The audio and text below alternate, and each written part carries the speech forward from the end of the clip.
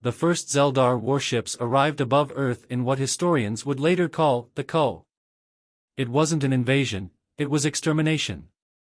The Zeldar were not interested in conquest, they were predators, and to them, humanity was just another species to be harvested. Within days, major cities lay in ruins. Governments fell. Millions were slaughtered. Those who resisted were hunted down for sport. The Zeldar were perfect killers, hulking, reptilian creatures standing nearly 10 feet tall, with razor-sharp claws, thick armored hides, and minds honed by millennia of conquest. They reveled in the thrill of the chase, often prolonging their hunts for amusement. Humanity, by comparison, was weak, fragile. Easy prey. But something strange happened. Humanity didn't die. Scattered survivors retreated into underground bunkers, deep caves, and abandoned orbital stations. They adapted, learned, and changed. The Zeldar may have been stronger, but they were predictable. They hunted using thermal vision, humans countered with heat-dampening suits. They tracked by scent, humans discovered chemical cloaking techniques. Every massacre was a lesson. Every survivor a warning. Among the ruins of what was once called New York, a small group of survivors made their first kill. Using scavenged explosives, they rigged a collapsing skyscraper to bury an entire Zeldar hunting party. It wasn't enough to matter in the grand scheme of things, but it was a message: humanity would not go quietly. The real turning point came when the Zeldar tried to hunt humans in the wilderness of Siberia. Accustomed to being the deadliest creatures on a planet, they underestimated just how dangerous a cornered, intelligent species could be. Traps, guerrilla tactics, and sheer human ingenuity turned a simple extermination mission into a bloodbath. The Zeldar had never before experienced fear. For the first time in their history, the hunters had become the hunted. The survivors shared knowledge, passing down tactics and weapon designs like ancient warriors training for a coming war. The first human cybernetic implants appeared, crude at first but growing more sophisticated. Strength enhancers, neural links for faster reaction times, even ocular replacements to counter the Zeldar's superior vision. Humanity was evolving. The Zeldar continued their culling for years, but something had changed. What was once a defenseless species had become something else entirely, something patient, something ruthless, something terrifyingly effective at learning from its enemies. In the cold depths of space, far from the shattered remains of Earth, a human whisper spread. Asterisk, they think we're prey. Let's teach them what a real predator looks like. Asterisk. The Zeldar had spent millennia at the top of the food chain, but now, something was different. Their patrols were vanishing. Their hunting parties were failing to return. And worst of all, they had no idea how it was happening. For humanity, survival was no longer enough. Revenge was not the goal. Evolution was. In the dark corners of space, human survivors gathered on derelict space stations, asteroid hideouts, and forgotten colonies. What began as desperation turned into something far deadlier: strategy. Engineers salvaged alien tech, modifying it in ways the Zeldar never expected. Biologists studied their enemy, mapping their weaknesses. The Zeldar had brute strength, natural armor, and unmatched hunting instincts. Humanity? Humanity had something far more dangerous: adaptability. #### The science of survival. Dr. Elaine Vasquez, a former geneticist from the shattered remains of Earth's scientific elite, stood in a hidden research facility within an asteroid belt, watching a captured Zeldar corpse being dissected. "They're not invincible," she muttered. The Zeldar had nearly perfect muscle efficiency, but that came at a cost: high metabolic needs. Their massive bodies required constant energy. A starving Zeldar was weaker, slower. It was a vulnerability, and humans had learned to exploit it. Terrorist tactics became warfare. Human strike teams poisoned food supplies, spread bioweapons that attacked Zeldar digestive systems, and sabotaged their oxygen regulators on ships. No battle was fought head-on. Every fight was unfair, just as humanity intended. Ghosts in the void. On the edge of Zeldar-controlled space, Captain Elias Rourke led his strike team through the wreckage of a recently raided Zeldar supply ship. The mission was simple: extract data, leave no trace. He tapped his neural implant, activating a heads-up display that showed the heat signatures of his team moving in perfect coordination. They weren't soldiers in the traditional sense. Every member of the squad had been an engineer, a hacker, or a scientist before Earth fell. Now, they were something else entirely. Rourke placed a small device on the ship's control console. Ghost virus is in. Give it 5 minutes, and their whole fleet will start reading phantom human attacks across the sector. The humans didn't just fight the Zeldar. They made them paranoid. They manipulated their sensors, forged distress signals, and created entire false fleets that kept the enemy chasing shadows. The Zeldar began to fear what they couldn't see. The first kill. The Zeldar, convinced that the humans were nothing but a nuisance, sent an elite hunting squad to track down the growing resistance. Their target was a hidden human colony on an ice-covered moon. They never returned. The humans had studied the way the Zeldar hunted, their reliance on scent, heat detection, and brute force. The colony was a trap. Underground tunnels laced with explosives, heat-dampening technology that rendered the humans invisible to Zeldar vision, and above all, patience. When the Zeldar warriors realized they were the ones being hunted, it was already too late. The first true victory of humanity had been won, not with overwhelming firepower, but with intelligence. The message was clear. The war had changed. Humanity was no longer just fighting for survival. They were learning to hunt. As the Zeldar's understanding of their human adversary deepened, so did their terror. What had begun as an annoyance, a series of mysterious, seemingly random attacks, quickly escalated into something much worse. Humanity, once perceived as prey, had turned their very survival into a weapon. Where Zeldar had once enjoyed the thrill of hunting, they now found themselves stalked.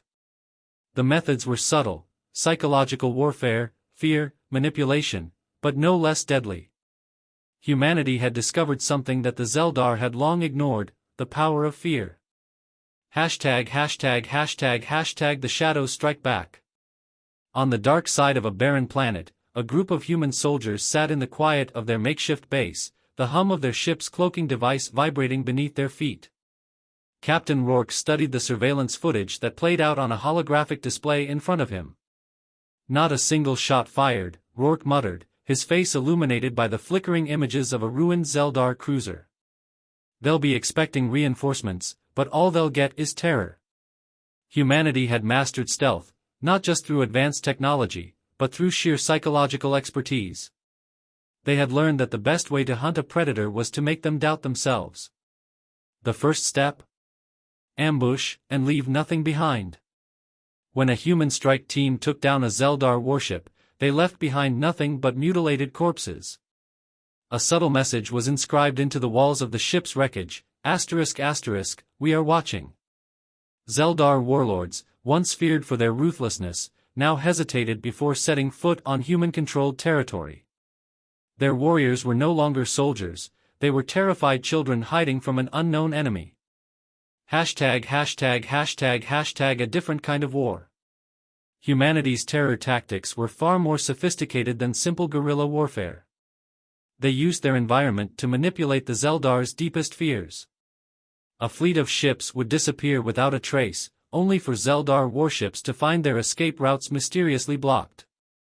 Communications would be cut off. Random signals would trick the Zeldar into thinking they were being surrounded. Captain Rourke's team had become the universe's ultimate ghosts. There was no physical trace of their passage, only the aftermath of their calculated terror.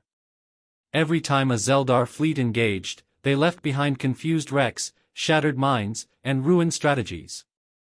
On one particularly harrowing mission, Rourke's team infiltrated a Zeldar-controlled space station. Once inside, they planted an encrypted transmission designed to scramble Zeldar comms, making it appear as though a massive human fleet had just entered the system. Chaos spread like wildfire, the Zeldar commanders unsure whether they were facing one lone human vessel or a fleet of hundreds.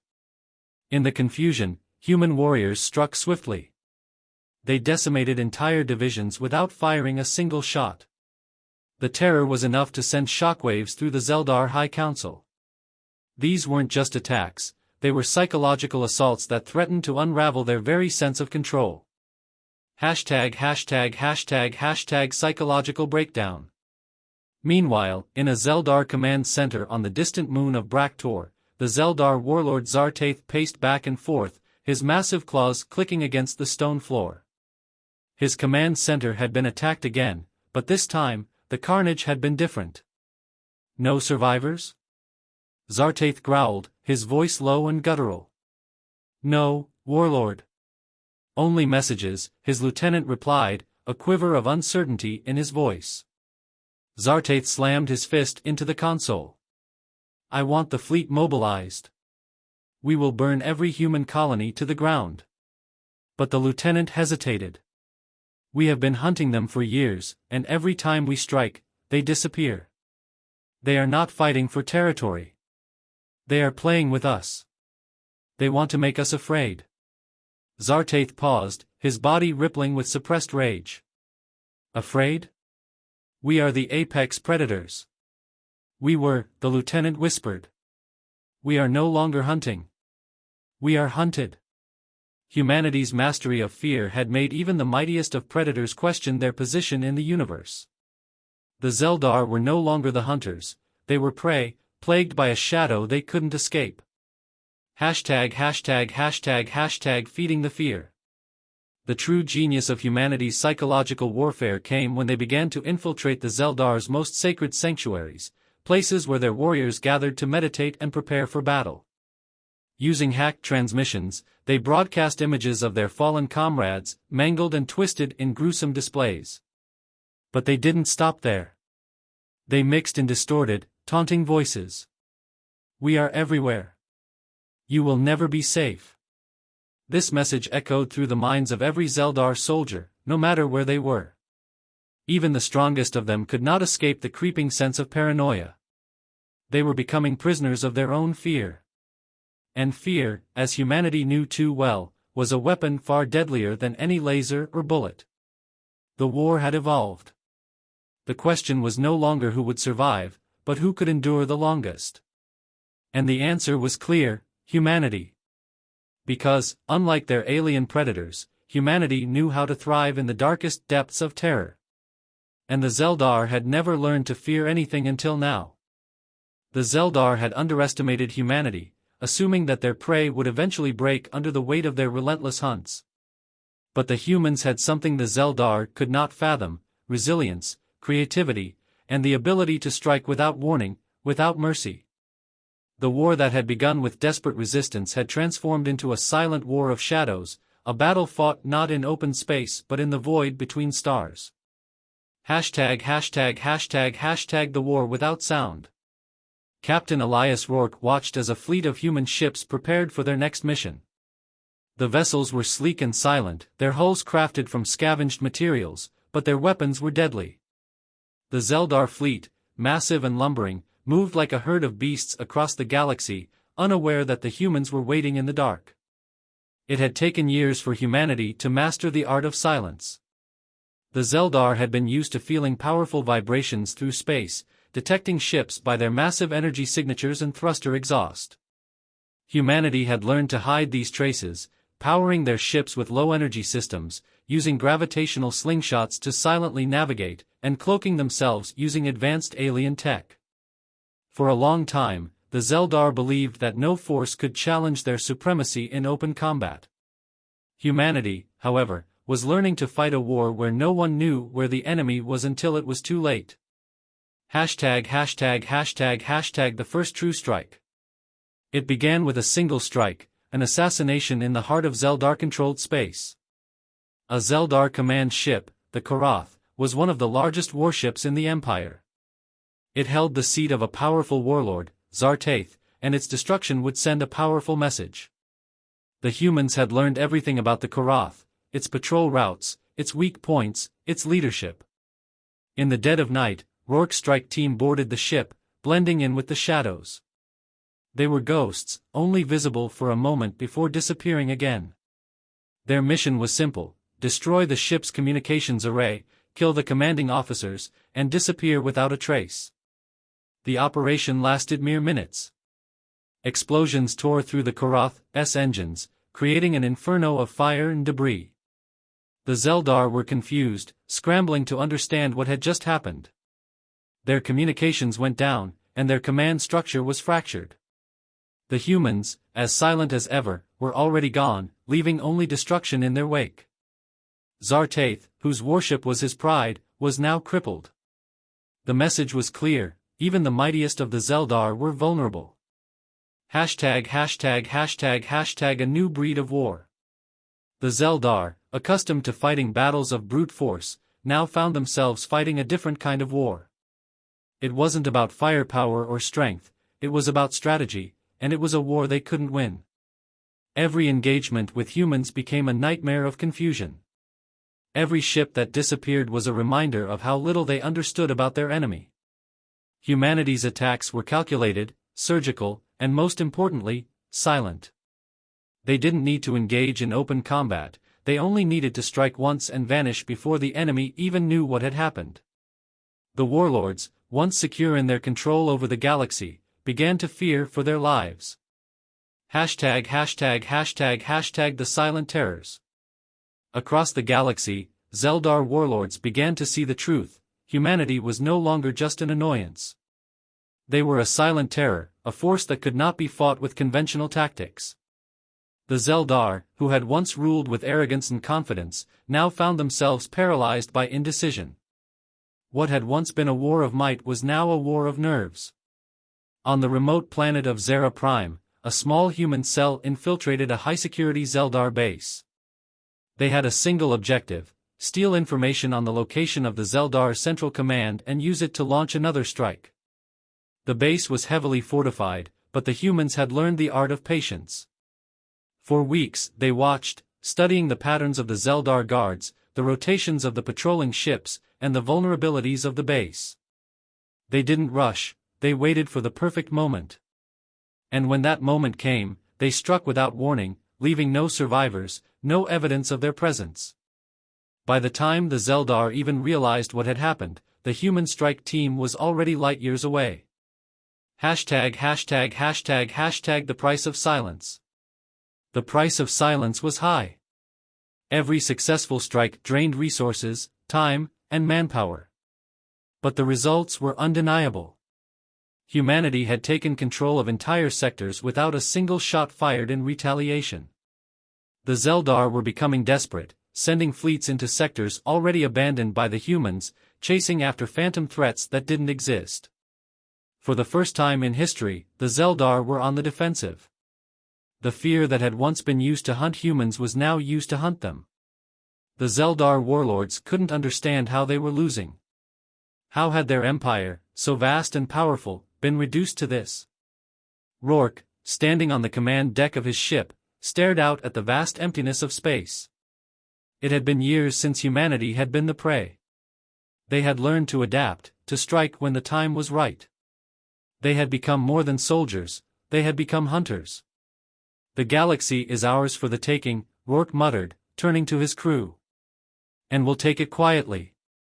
Humanity was no longer trying to survive. They were trying to dominate. And the Zeldar had no idea how to stop them. The Zeldar Empire, once thought invincible, was on the brink of collapse. Their vast fleets, their superior firepower, and their immense armies were no match for the silent predators that stalked the edges of their territory. Humanity, which had once been driven to the brink of extinction, had now become a force to be reckoned with, cunning, elusive, and relentless. #######. The turning point. The Zeldar's desperation had reached its peak. With their empire crumbling, the remaining warlords convened in a secret war council to discuss how to fight back. They had already tried brute force, and it had failed. Their technology, once considered far beyond human reach, was no longer enough to win the war. They had underestimated the power of humanity's greatest weapon, ingenuity. Warlord Zartath, the one who had suffered the most from humanity's silent attacks, slammed his fist down on the table. Enough! We have tried everything else. Now we do it my way, total annihilation. We will raise their colonies, scorch their planets, and show them the price of defying us. But his fellow warlords were wary. They had seen what humanity was capable of, and they knew that any open conflict with such an elusive enemy would only lead to further ruin.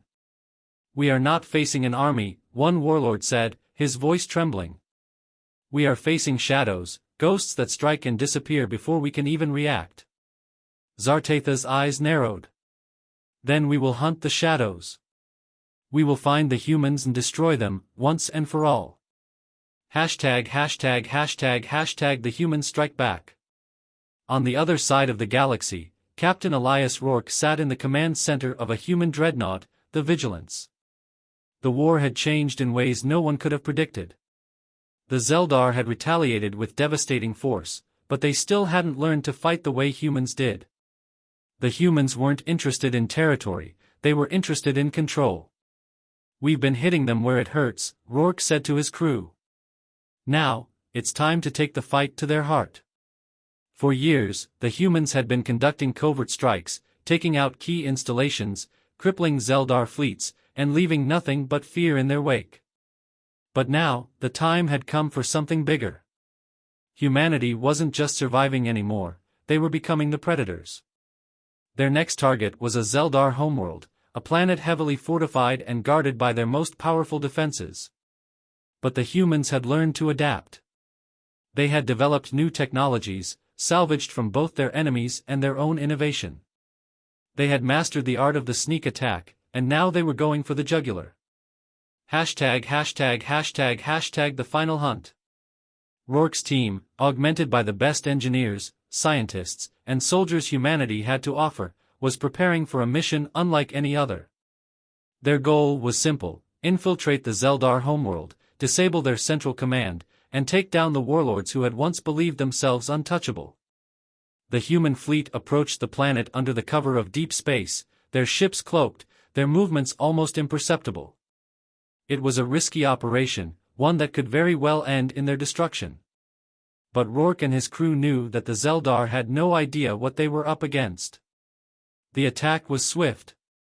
A small team of human operatives infiltrated the planet's surface, while the rest of the fleet carried out a distraction by simulating an attack on the planet's outer defenses.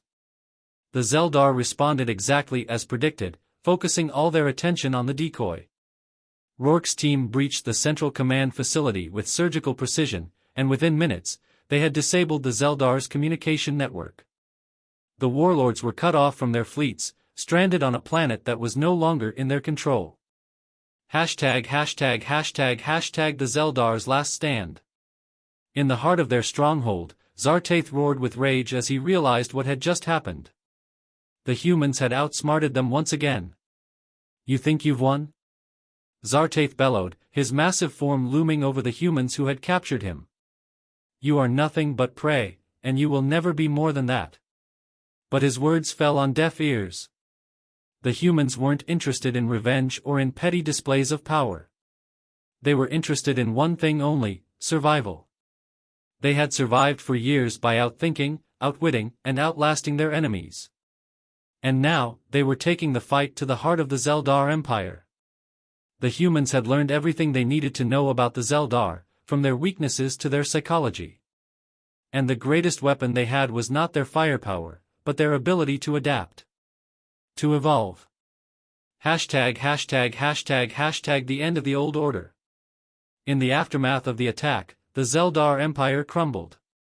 Their central command was destroyed, their warlords scattered, and their once unified fleet was now in disarray. The humans, led by Rourke, didn't claim victory through force, they had claimed it through strategy, cunning, and an understanding of their enemies' weaknesses. The Zeldar were no longer the apex predators. Humanity had ascended to that role. As Rourke watched the Zeldar ships retreating, he knew one thing for certain: this was only the beginning. Humanity had evolved, not just physically, but mentally. They had become more than survivors, they had become the ultimate predators. And the galaxy would never be the same again. With the fall of the Zeldar Empire, humanity had achieved the impossible.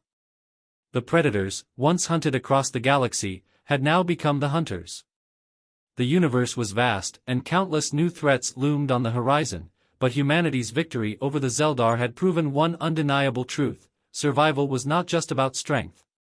It was about adaptability. And humanity had mastered the art of evolution, no matter the cost. ###### The aftermath of victory. Captain Elias Rourke stood before a holographic display in the Vigilance's command center, watching the fading remnants of the Zeldar fleet scatter like broken constellations across the stars.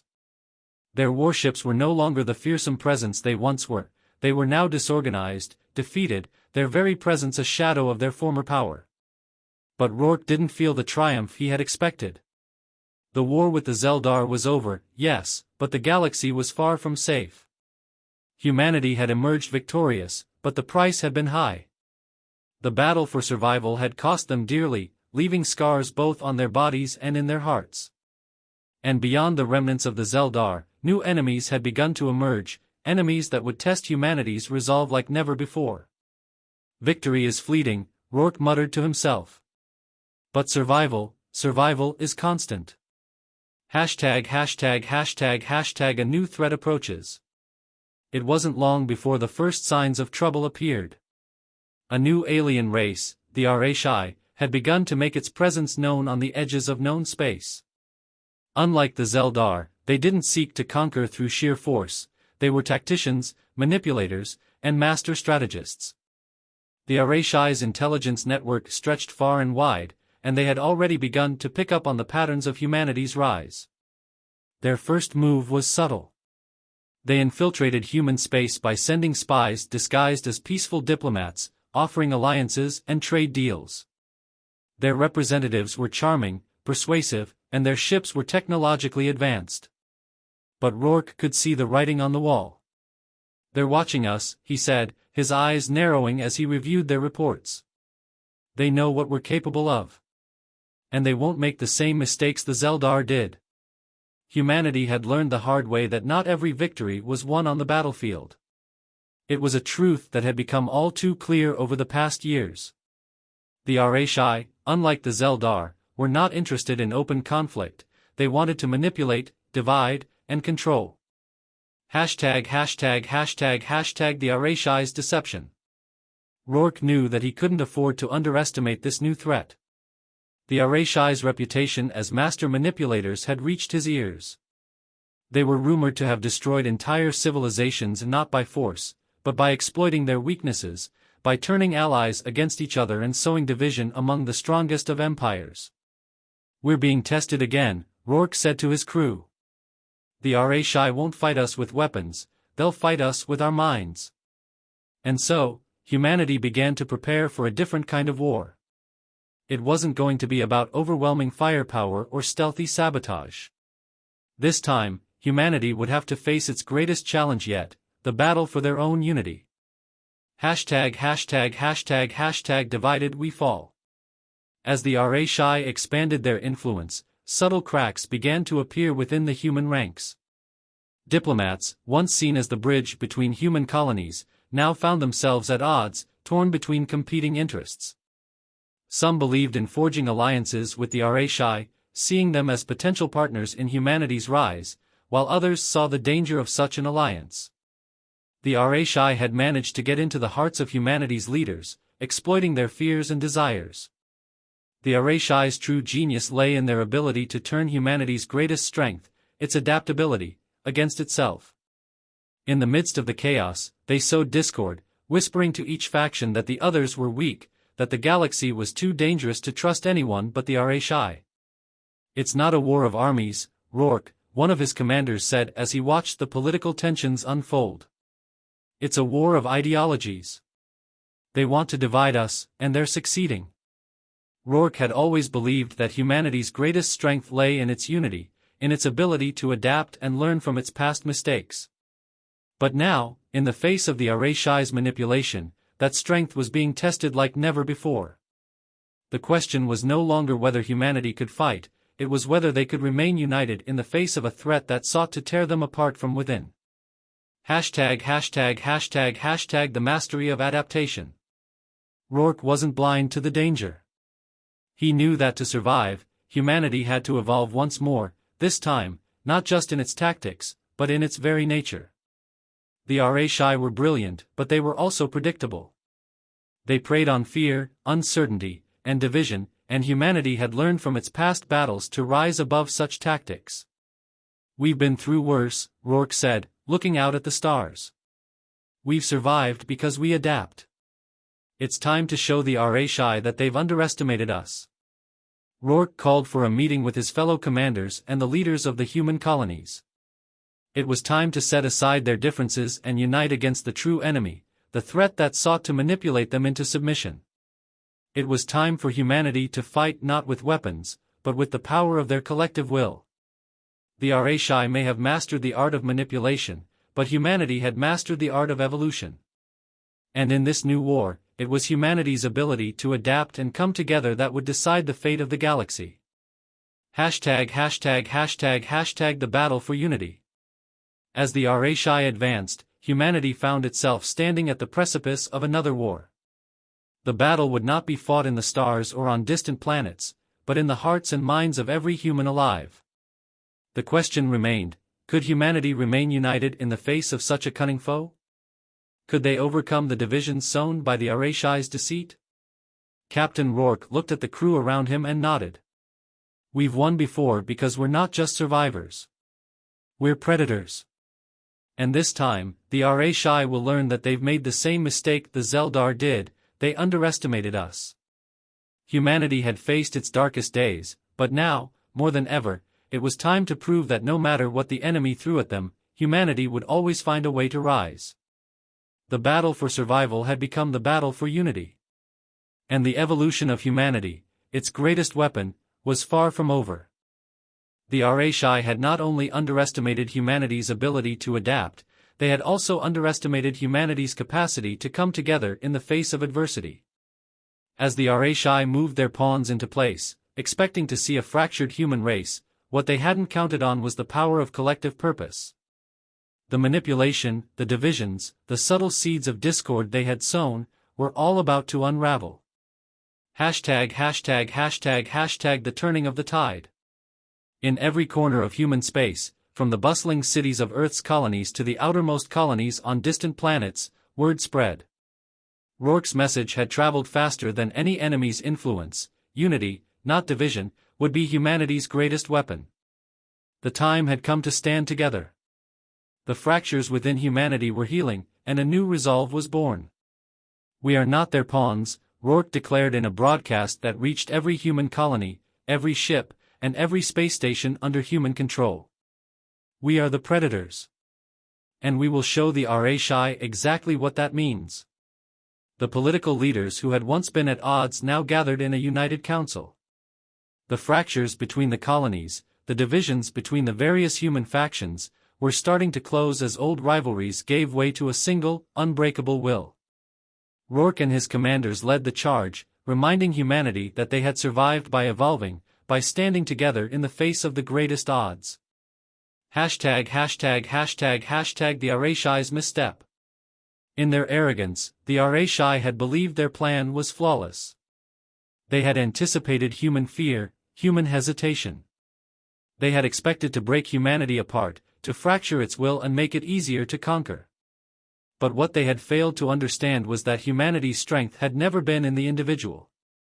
It had always been in the collective, the ability to adapt, to change, to rise as one. The Orcs' leadership, divided in their own right, had underestimated the ingenuity of humanity's response. They had spread themselves thin, managing far too many fronts at once, never expecting humanity's quick and coordinated retaliation. The first strike came from the outer colonies. Using their knowledge of the Orcs' tactics, humanity's intelligence network had infiltrated their command structure. It wasn't a brute force attack, no, it was a surgical strike. Quietly, efficiently, humanity's best operatives dismantled the Orcs' most critical systems, crippling their supply lines and weakening their strategic positions. By the time the Orcs realized what was happening, it was too late. the combined might of humanity had already begun to turn the tide. ########, the battle for the heart of the galaxy. With the Narrations network in disarray, the human fleets, once spread across the galaxy, now moved as a singular, unified force. Rourke and his team led the charge, pushing the Narrations deeper into their own territories. The Narrations fought back fiercely, but they were no longer facing isolated, divided human forces, they were facing the full might of a united humanity. As the humans moved closer to the heart of the Narrations empire, they encountered their greatest challenge, the Narrations' most formidable weapon, a fleet so large, so powerful, that it was thought to be indestructible. It was a fleet built for domination, a symbol of the Narrations' arrogance. But humanity had already proven that it was the ultimate predator. The final battle would not be decided by sheer force, but by strategy, intelligence, and the unbreakable resolve of those who fought for survival. Rourke's plan was audacious. He would lead a small strike team to infiltrate the Narrations flagship, the Warlord's Pride, and disable it from within. At the same time, the rest of humanity's fleet would create a diversion, drawing the Narrations' attention away from their vulnerable center. The battle was brutal. Human ships, outnumbered and outgunned, held their ground against the Narrations' overwhelming firepower. But the human strategy, precision, timing, and adaptability kept them one step ahead. With every move, the Narrations' defenses grew weaker, their coordination more erratic. #######, the fall of the Narrations. As Rourke's team breached the Warlord's Pride, the Narrations leadership found itself cornered. Desperate, they tried to rally their forces for a final counterattack, but their efforts were futile. The human strike team, led by the best operatives humanity had, planted a series of devastating charges within the flagship, destroying its central command and severing the Narrations' communication with their scattered fleets. The fleet, now without leadership and direction, began to fall apart. The human forces capitalized on the chaos, engaging the disoriented Narrations ships with surgical precision. One by one, the Narrations warships were brought down, their once formidable empire collapsing in on itself. In the end, it wasn't humanity's military might that won the war, it was their ability to adapt, to unite, and to turn their greatest weakness into their greatest strength. The Narrations had underestimated humanity once again, but this time, they paid the ultimate price. #######, a new era of unity. The fall of the Narrations marked the end of an era of manipulation and division. Humanity had evolved once again, not just in its technology or tactics, but in its very nature. The human race had gone from prey to predator, and now, with the Narrations' empire shattered, they were ready to assume their place as the dominant force in the galaxy.